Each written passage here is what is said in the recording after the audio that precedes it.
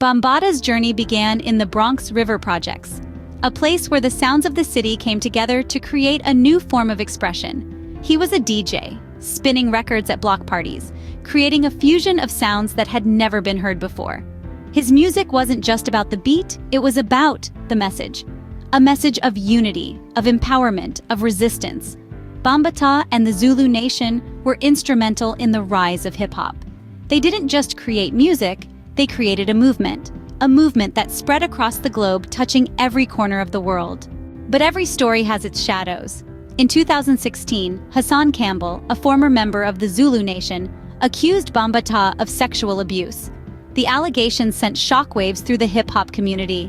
Afrika Bambaataa, the pioneering hip-hop DJ, rapper and producer, has been sued over alleged child sexual abuse. Hassan Campbell has not filed a lawsuit against the Zulu Nation or Afrika Bambaataa. Hassan Campbell has chosen to share his story via his YouTube channel. All of the allegations against Afrika Bambaataa have yet to be proven in a court of law. The information used to create this video was not obtained from any direct interviews. We have used publicly available court filings and associated information. Our goal is to bring awareness to the issue of sexual abuse in the hip-hop nation and entertainment industry. All parties are innocent until proven guilty in a court of law. The Bronx River Houses, also known as the Bronx River Houses or Bronx River Projects, are a public housing development located in the Soundview neighborhood of the Bronx, New York City. They were one of the earliest public housing projects built in New York City, constructed in 1938 by the New York City Housing Authority, NYCHA, as part of the New Deal initiatives during the Great Depression. The Bronx River Houses consist of several apartment buildings, providing affordable housing for low-income families. Over the years, the complex has faced various challenges, including issues related to crime, poverty, and social inequality, which are common in many urban housing projects. Despite these challenges, the Bronx River Houses remain home to many residents who rely on affordable housing options provided by the city. Efforts have been made to improve conditions and revitalize the area, including community programs, social services, and infrastructure upgrades. However, like many public housing developments, the Bronx River Houses continue to face ongoing issues and concerns related to housing quality, safety, and economic stability. What happens when the person who has been instrumental in shaping a movement is accused of such a heinous act? An anonymous man named John Doe in the lawsuit filed in a New York court alleges that Bambaataa sexually abused him for 4 years from the age of 12 in the early 1990s. He claims Bambaataa repeatedly sexually abused him and took him to locations where he says he was abused by other adult men. He is suing Bambaataa over allegations including assault and gross negligence, claiming he experienced physical injury, severe and permanent emotional distress, mental anguish, depression, and embarrassment. He is calling for compensatory damages and a jury trial. This is not a story with easy answers. It's a story that forces us to confront uncomfortable truths about people we may admire. It's a story that challenges us to question, to think, to reflect. So ponder on this. What is the legacy of the Zulu Nation? How has it shaped the world of hip-hop? And how do we reconcile the allegations against Bambaataa with the immense influence he's had on music and culture? First, we take into account the number of young boys who are now incarcerated on drugs and mentally unstable after years of alleged sexual abuse and trauma. Sexual assault is a deeply sensitive and serious issue.